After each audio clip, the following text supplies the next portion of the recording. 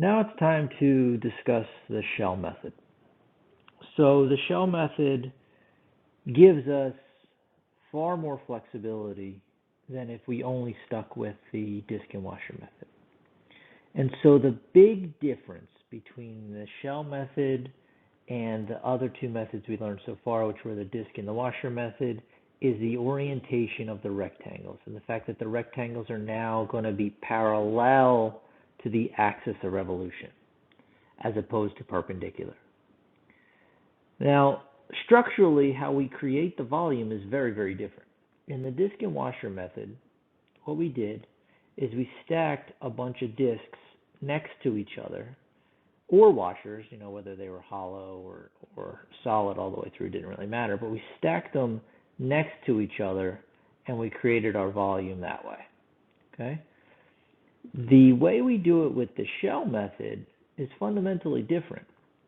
Since the rectangles are parallel to the axis of revolution, what you see here in this picture is that we're going to be wrapping one shell around another. So we build from the inside out and we create our volume that way. And so let's take a look first at the area, the 2D image. And so let's say this triangle, okay, that we're looking at was rotated around this axis of revolution here. Now, whether or not this area is sitting on the axis of revolution or off the axis of revolution, we have this space in here, really has no bearing on this whatsoever. So if we place a rectangle parallel to the axis of revolution, so here you go, and we rotate that rectangle around the axis of revolution, okay, what you're going to get is this shell that we're talking about here, okay? But then I'm going to take another rectangle, put it next to it, and I'm going to wrap that one around the axis of revolution. Then I'm going to take another one, I'm going to wrap that one around the axis of revolution. And what you get is you're rotating this triangle around the axis of revolution and creating a volume, much like we were before, but the way we're building that volume out is through these shells wrapped around each other. And so the fundamental way we're building this volume out is a little different. And so what I usually try and relate this to, which is a probably pretty bad example, is those Russian nesting dolls, where you have one doll, inside another one, and it's kind of that idea. Okay, that was bad. Anyway, so what we're going to need to do to figure out how to create this volume through these series of shells and then add all those shells together is find the volume of one shell. So there's a couple of measurements we're going to look at. Here's our shell. All right, so we take one rectangle, and that rectangle has two measurements to it, right? It has a height, which is this distance here, and it has a width, which is the thickness of the rectangle, okay? So the same things we've had all along. And we usually think the width to be delta x or delta y. Then it depends on whether we have a horizontal rectangle or vertical rectangle. Then there's a couple other measurements. The next pretty major measurement is this measurement P. And P is the measurement from the axis of revolution to the middle of the rectangle, okay? And we're going to end up calling P the average radius, okay? Because it's going to be the middle of this rectangle, and then it's going to be the distance to the middle of the next rectangle, and the distance to the middle of the next rectangle, all based off of the axis of revolution. All right. Then we're going to have two more measurements. One is the measurement from the axis of revolution to the bottom edge of the rectangle, and the other one is from the axis of revolution to the top edge of the rectangle. Well, the way we get that is first we know that the width of the rectangle or the thickness of this rectangle is W. So then if we go from the middle, then if I blow this up here, let's say this is the width of the rectangle, okay? If we know to the middle of the rectangle is P, okay, and we know this total distance here is W, then this here would be W over 2, and this one would be W over 2. So we cut W in half. So the idea here is that this distance to the bottom would be P minus W over 2, and to the top would be P plus W over 2. All right. So now that we have all those measurements explained, we need to find the volume of a shell. Well, the shell isn't really that different than a washer, if you really think about it. You could say this is a cylinder, right? This whole thing is a cylinder. And if it was solid all the way through, we could find the volume of that cylinder.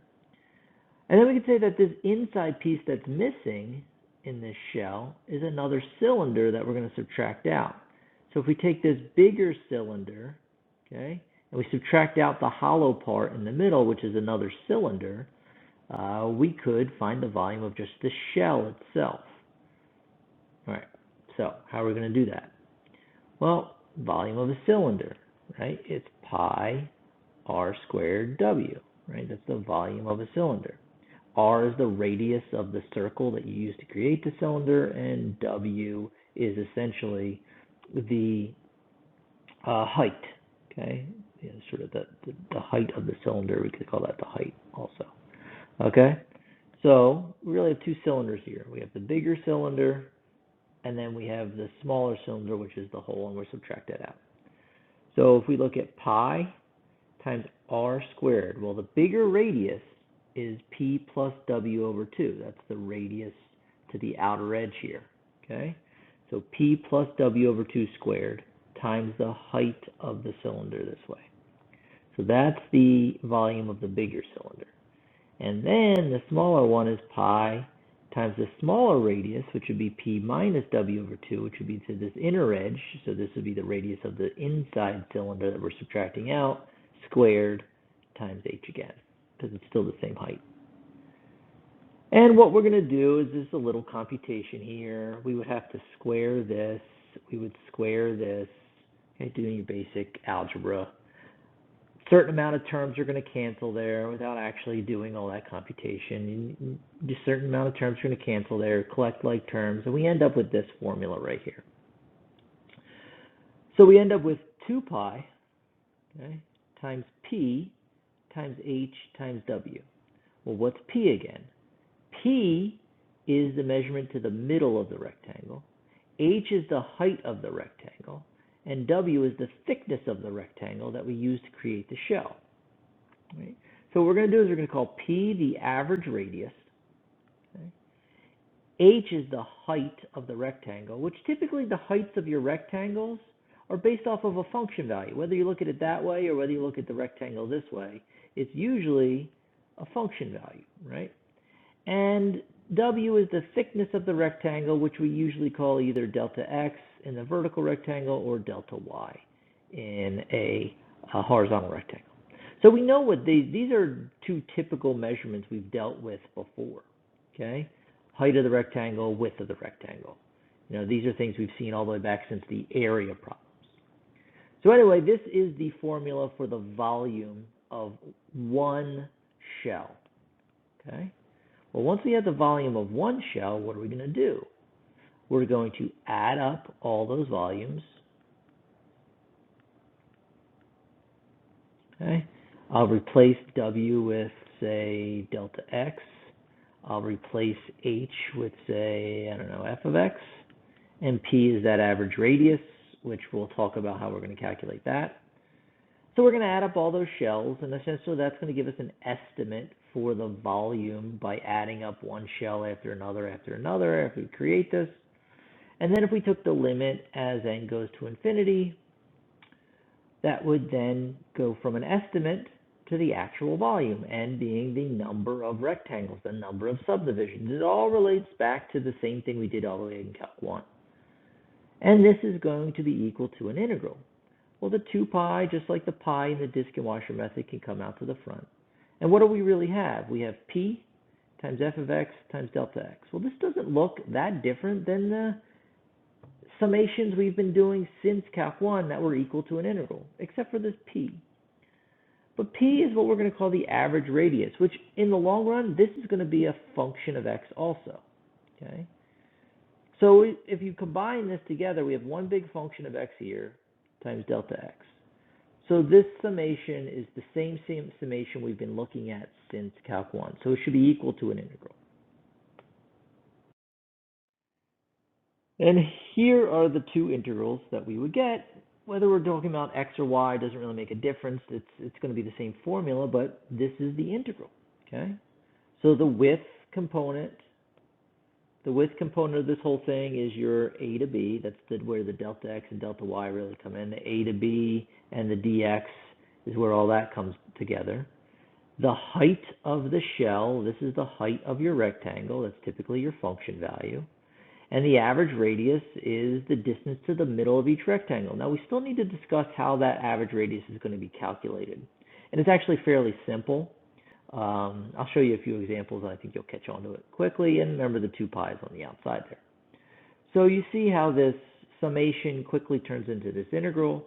This is the formula for the shell method. Whether you do it with respect to x or y is really only dependent on what type of rectangles you use. Did you use a vertical rectangle or horizontal rectangle? But remember, with the shell method, our rectangles have to be parallel to the axis of revolution. So whether we have a volume of a solid obtained by rotating a region under the graph of some function over an interval about the y-axis or the x-axis, it doesn't really matter. Okay? And it really doesn't have to be about the x-axis. This should say more specifically, less specifically, about a horizontal line, vertical line. Okay, this should say vertical line. And this one, instead of saying x-axis, because it doesn't have to be x-axis, we should say a horizontal line. Again, the average radius is the distance from the axis of revolution to the center of the representative rectangles. Okay, and the height is typically the height of the rectangle created by the function value, or maybe the difference between two function values, right? We've seen that all the way back to when we talked about area. All right, so let's look at an example, and then I'll explain this average radius a little bit better. One quick thing before we get into this first example is just to repeat the major differences between the disk and the washer method and the shell method. The disk and the washer method, remember, the disk and the washer method, the rectangles are always perpendicular to the axis of revolution. Both the disk and the washer method have that. The difference between the disk and the washer methods within themselves is whether or not that rectangle sits on or off the axis of revolution, but it's always perpendicular. And the shell method, your rectangles are always parallel to the axis of revolution. So that's a pretty key one. So if your axis of revolution sits here, that's what you're revolving around, and your rectangle looks like this, you know you're going to use the shell method. If your axis of revolution looks like this, that you're going to revolve around, and your rectangle looks like this, you know you're using the disk method. If your rectangle looks like this, then you know you're using the washer method. And the difference between those is whether or not it's sitting off the axis of revolution or on the axis of revolution. But both of these are perpendicular to that axis of revolution. So shell, disk, washer.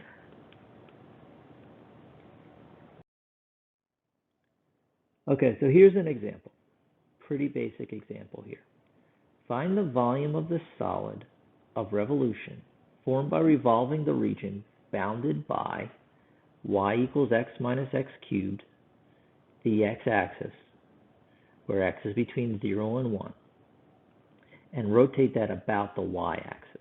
So here you see the graph of x minus x cubed.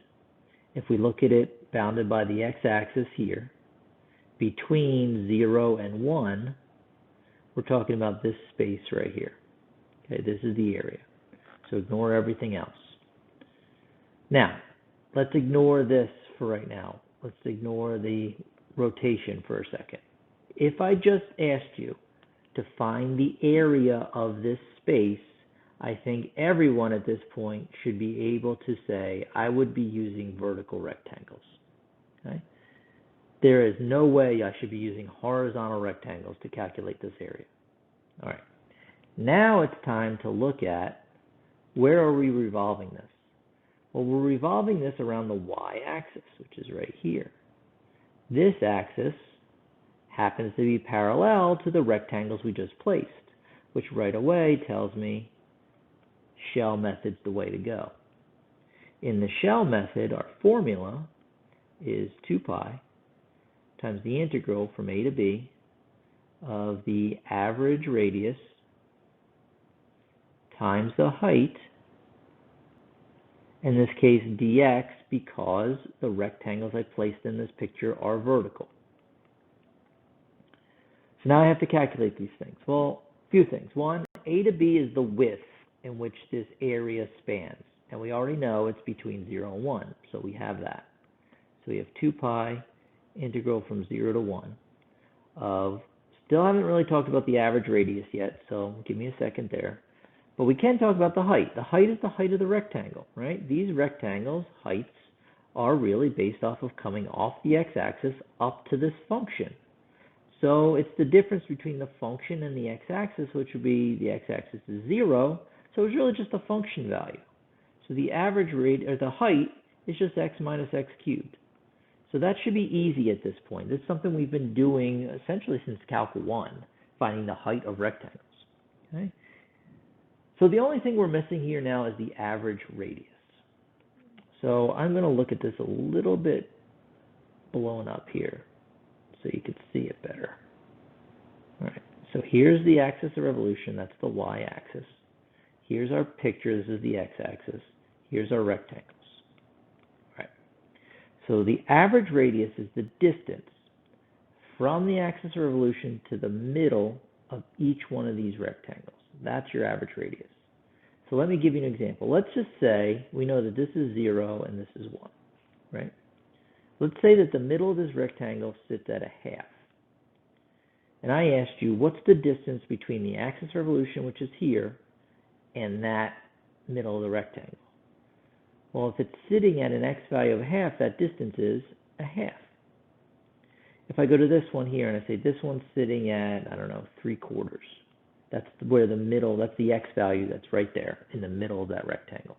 And I said, what's the distance from the axis of revolution to the middle of that rectangle? You'd say that that distance is 3/4.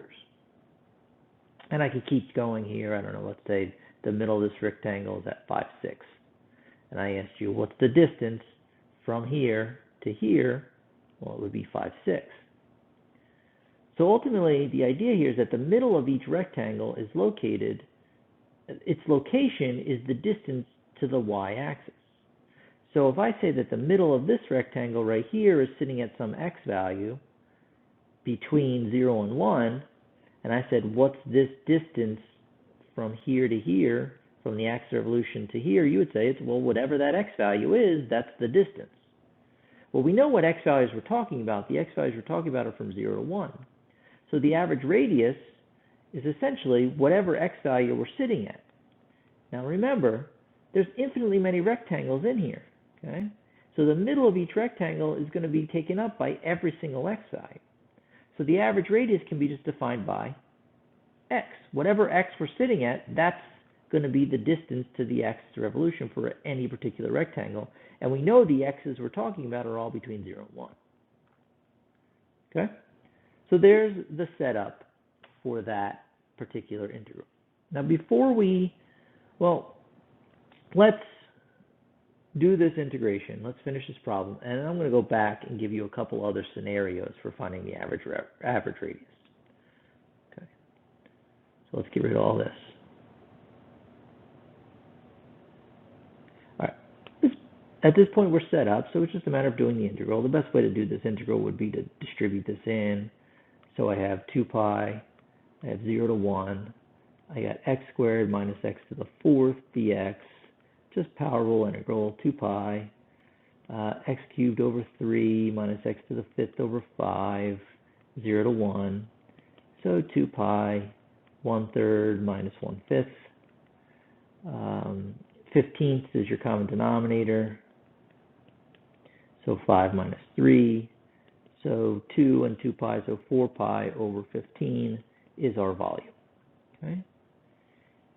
And if you think about the figure we would have created, if we're rotating around the y-axis, this piece would rotate over here.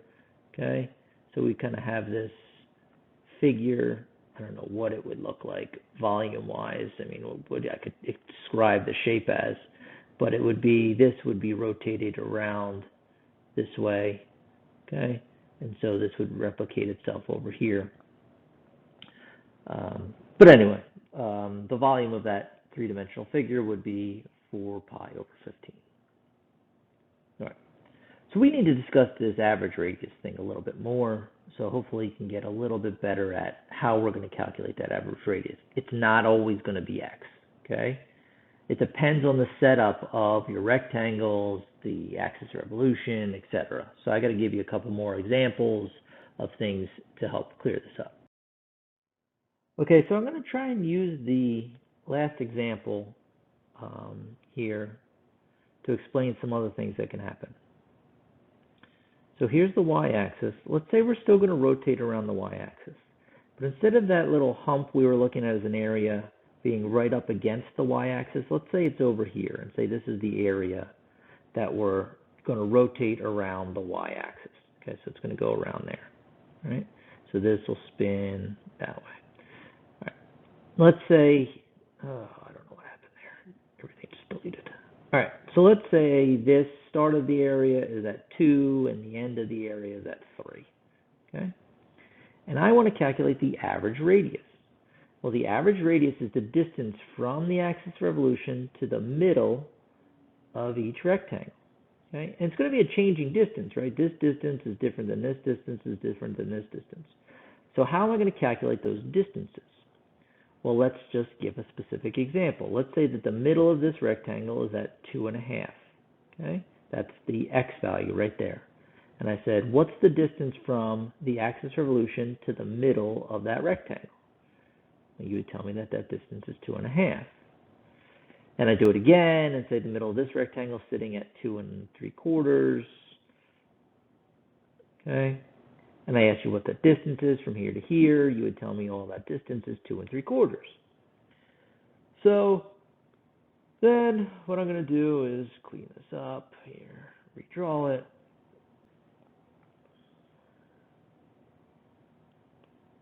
And let's say that the middle of this rectangle is sitting at an x value, some random x value, because remember, there's infinitely many rectangles in this picture, so essentially every x value in this interval is going to be the middle of some rectangle. And I say the distance I need to know is now from here to here. And you would say, well, it's whatever that x value is, so the distance is x. So in this case, your average radius is still just x coming off the y-axis. And what happens is lots of times students go, well, is it always going to be x? No. So let's give you another scenario.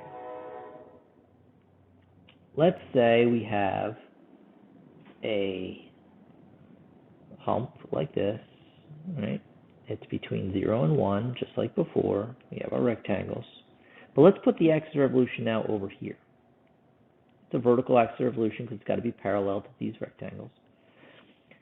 So let's put it over here. Let's say it's at x equals 3. Okay. And now what I want to do is I want to say, okay, the middle of this rectangle is located at some x value. Okay, there's some x value where the middle of this rectangle is located. And the average radius, that average radius we need to calculate, is the distance from here to here. Okay, I need to figure out what that distance is.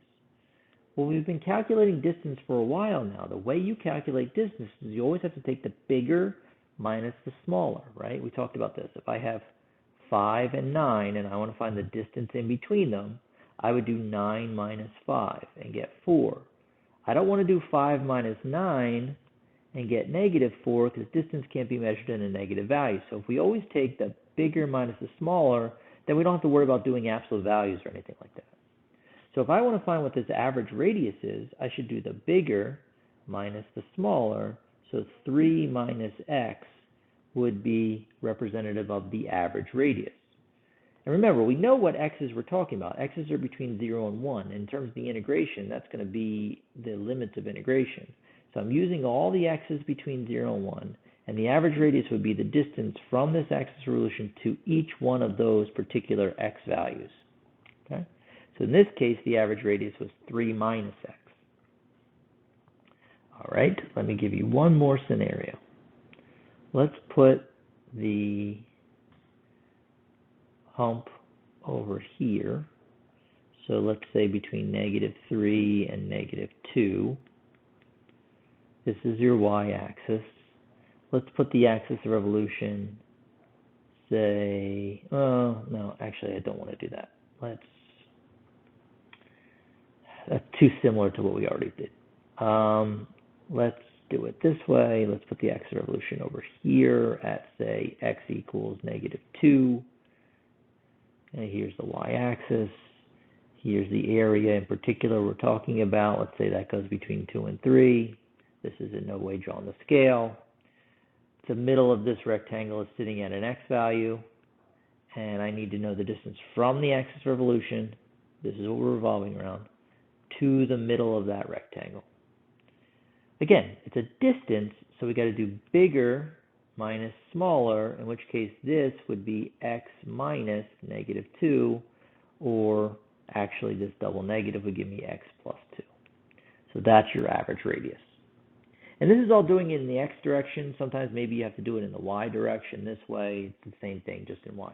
So as long as you know that I need to figure out that the middle of this rectangle is sitting at an x value, and I got to know the distance from there to the axis of revolution and measure that in a positive value, that's how you're going to calculate your average radius. So hopefully you caught on a little bit more now, so you can do more examples. Okay, here's an example where we need to find the volume of a solid of revolution formed by revolving the region bounded by the graph of x equals e to the -y squared. So now this is a function of y. And the y-axis, so the y-axis is here. So bounded between the two, we clearly see where that area is. And we're only working with y's between 0 and 1. So if we're only working with y's between 0 and 1, and we're talking about here and here. So this is the amount of space we're talking about. All right in here. Now, if I look at this space and I said, forget about the axis of revolution for a second. Let's ignore that. How would I calculate this area? Well, I would do it with horizontal rectangles. That just seems to make the most sense. Because if I did vertical rectangles, I'd have a problem. Here I'd be okay. And then once I pass this point, now I have a different function that's at the top of the rectangle. It's this horizontal line instead of this curve. So vertical rectangles just don't seem to work well in this picture. So we're going to use horizontal rectangles, which tells us right away everything's got to be in terms of y, right? Now I'm going to look at the axis of revolution. The axis of revolution says it's the x-axis, which is sitting right here. So we're revolving around the x-axis. These rectangles are parallel to that axis, so I know I'm doing the shell method. So I have the shell method. I know y is the variable I'm going to be working with in particular. So my volume should be calculated by doing 2 pi integral from a to b of my average radius times the height,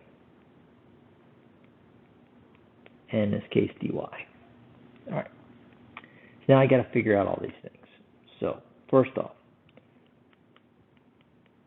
a to b is the width. Width is now calculated along the y-axis. So we know we're between 0 and 1. So that's easy. Average radius, the distance from the axis of revolution to the middle of your rectangle. Now the middle of each one of these rectangles are sitting at particular y values. And I want to know the distance from here, which is the x-axis, to the middle of that rectangle. So the y minus 0, which is the x-axis, would give me just y. The height is the height of these rectangles. Well, the rectangles are based off of this function here, which is this function. So the height of the rectangle is e to the -y squared, dy, and there's my integral. So now it's just time to integrate, in which case your best bet is to do substitution. So u equals -y squared, du is -2y dy. We don't have, well, we do have the extra 2 here that we can bring in. We don't have the negative, so we can at least switch the negative over. So what do we end up with? We end up with pi, because the 2 I need to bring in with the y and the dy. So I'll put the integral of negative pi, the du, that's this piece, replacing the 2, the y, and the dy. And then e to to the negative y squared is just e to the u. So the integral just becomes e to the u du. So we end up with negative pi times e to the u, which is negative y squared, between 0 and 1.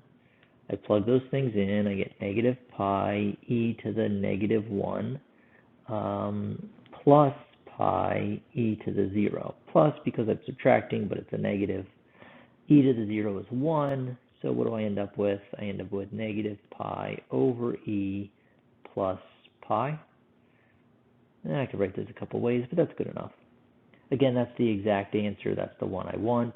Don't plug it into your calculator and give me some decimal representation.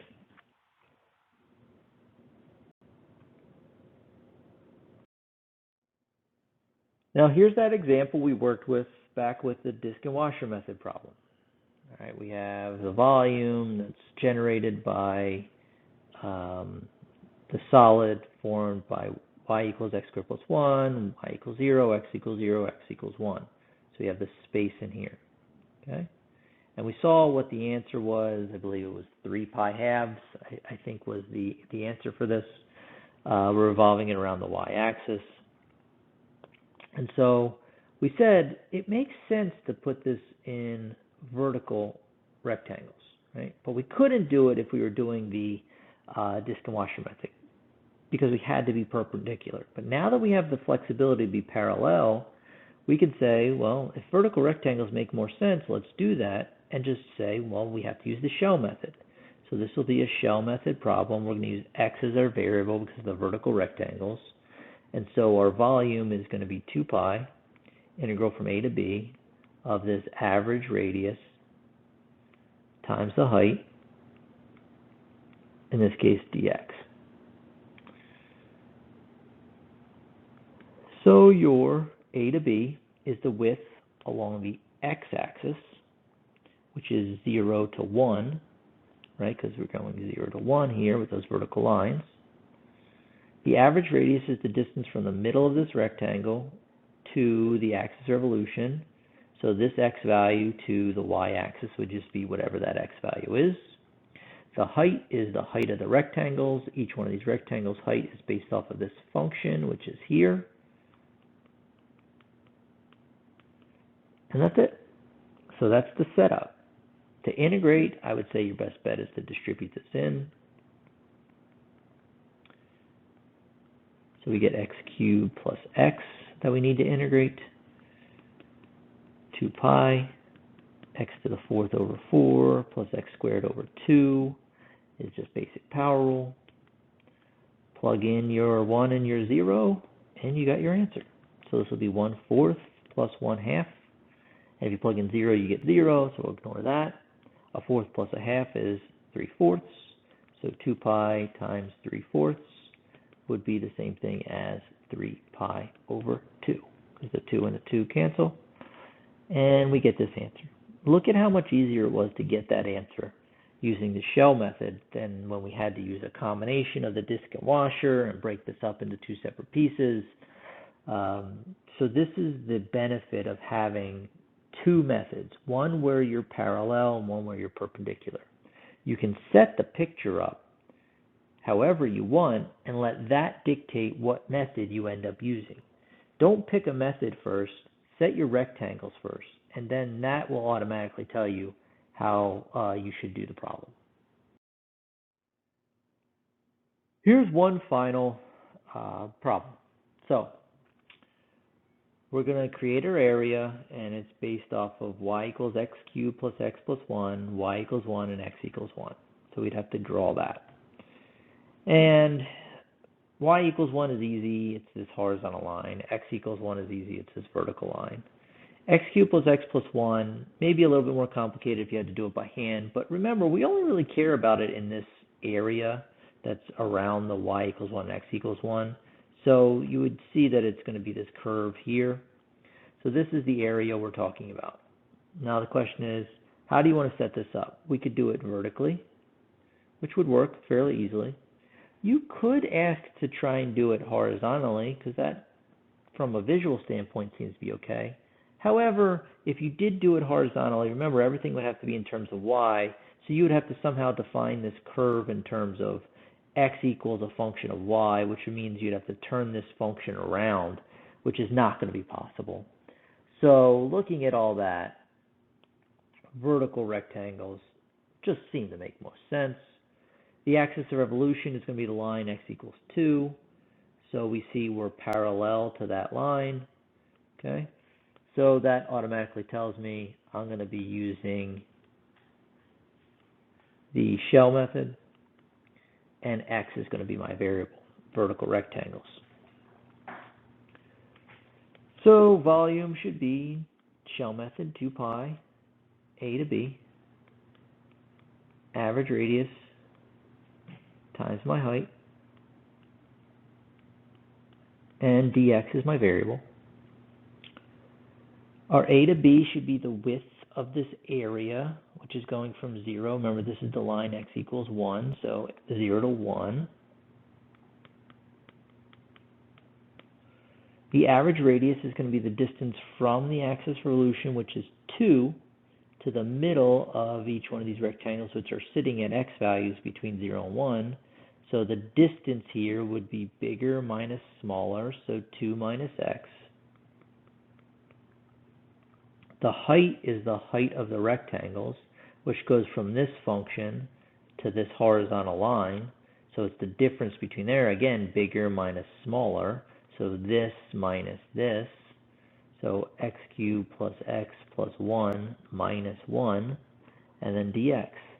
Some people would make a mistake here and just say it's x cubed plus x plus 1. If you said that, what you're doing, let me erase this. If you said it's just the function, you would say the distance is basically down to the x-axis. But that's not the height of the rectangle. The height of the rectangle only goes to the y equals 1 line. So we have to subtract the two, top minus bottom. It's that whole idea of area between curves, height of the rectangle between curves. Okay, we're not going all the way down to the x-axis. So now, in order to integrate this, this one and this one would cancel. I think your best bet is to multiply this out again.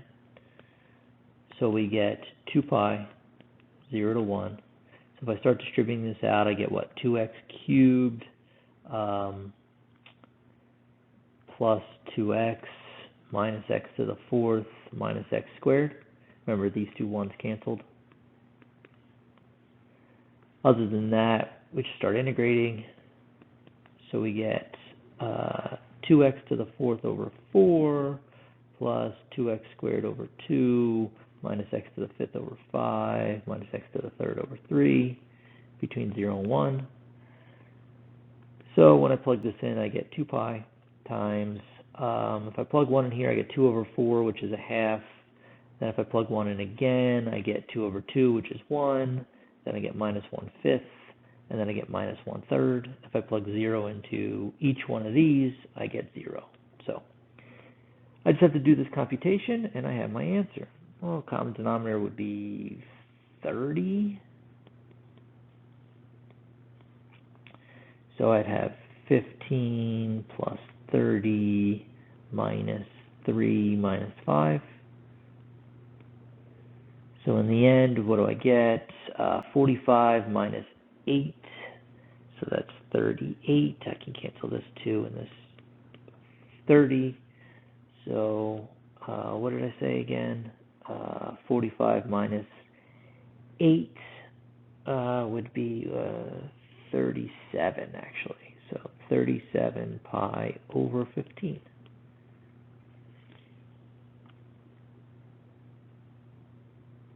So there's your volume of taking this figure here and rotating it around this axis. So this will come over to here,